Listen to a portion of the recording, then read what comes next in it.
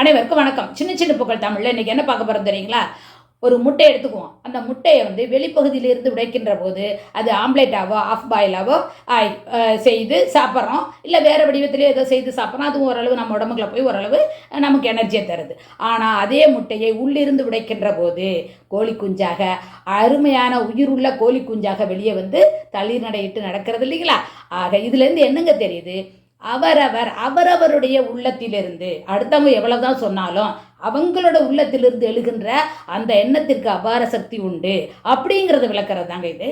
ஒரு பெற்றோர் பிள்ளைகளுக்காகட்டும், ஆசிரியர் மாணவனுக்காகட்டும், பெரியவர்கள் பிள்ளைகளுக்காகட்டும், அவர்கள் எல்லாம் சொல்லுகின்ற நல்லுரைக்கு ஓரளவு தான் வலிமை உண்டு. ஆனால் நான் என்னுடைய ஆழ்மனதிலிருந்து எண்ணுகின்ற எண்ணம், நீங்கள் உங்களுடைய ஆழ்மனதிலிருந்து எண்ணுகின்ற எண்ணம், அவரவருடைய உள்மனதிலிருந்து எழுகின்ற அந்த எண்ணத்திற்குரிய சக்தி அபாரமானது அப்படிங்கிறத விளக்கிறது தான். நான் நல்லவனாக, பாசம் உள்ளவனாக, பண்பாளனாக, மனிதநேயம் உள்ளவனாக, விடாமுயற்சி உடையவனாக, தன்னம்பிக்கை உடையவனாக, வெற்றியாளனாக, சாதனை படைக்க வேண்டும், சரித்திரம் படைக்க வேண்டும்னு நீ அப்போ உன்னால் அது செய்ய முடியும் அப்படிங்கிறத விளக்கறதுக்காக தாங்க இந்த ஒரு சின்ன கதையை நான் சொல்கிறேன். வேற ஒன்றும் இல்லை. என்ன கதை அப்படின்னு சொல்லி கேட்டோம்னா, ஒரு பையன் 4th படிக்கக்கூடிய பையன். அவன் எப்பவும் கோடை விடுமுறைக்கு அவங்க பாட்டி வீட்டுக்கு போவான். அப்படி பாட்டி வீட்டுக்கு போகும்பொழுது அவங்க அம்மா அப்பா அவங்க வேலையெல்லாம் விட்டுட்டு இவனுக்காக 15 நாள் இருந்துட்டு திருப்பி கூட்டிகிட்டு வருவாங்க.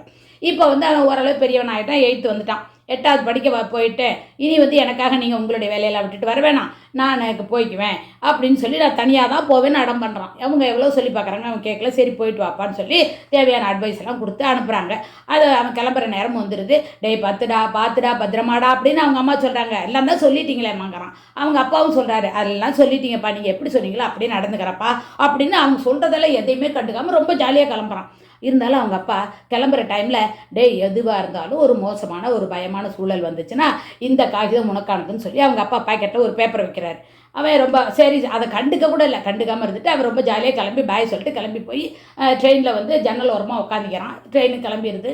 ட்ரெயின் தடன்னு முன்னாடி போக அந்த இயற்கையாக இருக்கக்கூடிய மரம் செடி கொடிகள்லாம் பின்னாடி ஓட இவன் ஜன்னல் வெளியில் பார்த்துட்டு அப்படியே ரொம்ப சந்தோஷமாக, ரொம்ப த்ரில்லாக, ரொம்ப மகிழ்ச்சியாக போயிட்டு இருக்கான். போயிட்டு இருக்கும் பொழுது ஒரு ஊர் வருது. ஒரு ஊர் வந்தது, பாதி மக்கள் இறங்குறாங்க, மீதி மக்கள் ஏறுறாங்க. இதெல்லாம் பார்க்கும்பொழுது இவனுக்கு ஒரு வித்தியாசமான சூழல். அது வரைக்கும் பழகிய முகமாக இருக்குது. இப்போ கொஞ்சம் பாதி பேர் தெரிஞ்சவங்க தெரியாதவங்களாட்ட இருக்கிற அப்படி இருக்குது. இவன் பார்த்துட்டு இருக்கான். இருந்தாலுமே தன்னை அறியாமல் ஏதோ நம்ம தனியாக இருக்கிறோம் அப்படிங்கிற எண்ணம். அப்புறம் வெளியிலையும் பார்க்குறான், உள்ளரையும் பார்க்குறான். இப்படி மாறிட்டு இருக்கான். அப்புறம் அடுத்த ஊர் வருது. அடுத்த ஊர் வந்தால் பழகினவங்கெல்லாம் இறங்கிடுறாங்க. புதுசாக வேறு மக்கள் ஏறுறாங்க. அதில் ஒரு முரட்டு தோற்றமுடைய ஒருத்தர் ஏறுறாரு, பெரிய மீசையுடைய ஒருத்தர் ஏறுறாரு. அவங்கள பார்க்கல இவனுக்கு ஒரு பயம், நம்ம தனியாக வந்திருக்கோமே அப்படின்னு. அதாவது எப்படி ட்ரெயின் தடன்னு ஓடுறது மாதிரி இவனுடைய ஹார்ட்டு படப்படான்னு அடிச்சுக்குது. தன்னறியாமல் ஒரு பயம். ஜன்னல் பக்கம் பார்க்குறான், அவங்களையும் பார்க்குறான். அவங்க நார்மலாக தான் இருக்காங்க. இவன் தன்னறியாமல் அவங்கள பார்க்குறான், ஜன்னல் பக்கம் பார்க்குறான். அப்போ அவ்வளோ சந்தோஷமாக நிமிர்ந்து உட்காந்துருந்தவன் தன்னறியாமல் ஜன்னல் ஓரமாக குறுகி உட்காடுறான். கையை அப்படி விரிச்சுக்கிட்டு கையை வச்சுக்கிட்டு அப்படி ஜன்னல் பக்கம் காமிச்சிட்டு இருந்தவன் அப்படியே கையை மடித்து வச்சுக்கிறான். அப்படியே குனிஞ்சு குறுகிட்டு இப்படி குனியறான். குனியும் பொழுது தான் அவங்க அப்பா ஒரு பேப்பர் வச்சது ஞாபகத்துக்கு வந்தது. அதாவது பேக்கெட்டில் ஒரு காகிதம் வச்சார்ல, அது ஞாபகம் வரவும் அந்த எடுத்து பார்க்கணும். எடுத்து பார்த்தனே, மகனே பயப்படாதே, நான் பக்கத்து பெட்டியில் தான் அமர்ந்திருக்கிறேன் அப்படின்னு அதில் எழுதியிருக்கிறார். உடனே இவனுக்கு வந்துச்சு பாருங்கள் அதே சூழல். அவ்வளோ பயம், அவ்வளோ அச்சம் இருந்தது. அந்த பயம் அச்சம்லாம் எங்கே போச்சுன்னே தெரில. எல்லாத்தையும் தூக்கி போட்டு நிமிர்ந்து உட்காடுறான். அவ்வளோ ஒரு சந்தோஷம். அந்த நம்பிக்கை, தன் நம்பிக்கை அவனுக்கு மனசுலேருந்து உத்வேகமாக எழுந்திருச்சு வருது பாருங்க. ஆக இதே சூழலில் அவன் பயந்ததும் ஒரு இதே தான். ஆனால் அதே சூழல் இப்போ எவ்வளோ நம்பிக்கையோட தைரியமாக எழுந்திருச்சு நிற்கிறான் பாருங்க. இதுதாங்க அவரவர் ஆழ் மனதிலிருந்து இருக்கின்ற பயம், அச்சம் ஆகியவற்றையெல்லாம் தூக்கி போட்டுட்டு நாம் தன்னம்பிக்கை உடையவர்களாக, விடாமுயற்சி உடையவராக, உறுதிப்பாடோடு வலிமை வாய்ந்தவர்களாக நாம் இருக்கணும்.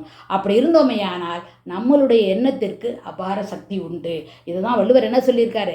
எண்ணியாங்கு எய்துவ எண்ணிய திண்ணியராக பெறின்னு வள்ளுவரே சொல்லியிருக்காரு. ஆக நாம் எண்ணுகின்ற எண்ணத்திற்கு அதிக வலிமை இருந்துச்சுன்னா கண்டிப்பாக அது நடக்கும். நாம் வெற்றியாளனாக, சரித்திரம் படைப்பவனாக, சாதனையாளனாக வருவதற்கான வாய்ப்புகள் நிச்சயம் உண்டு என்பதை கூறிக்கொண்டு விடைபெறுகிறேன். நன்றி, வணக்கம்.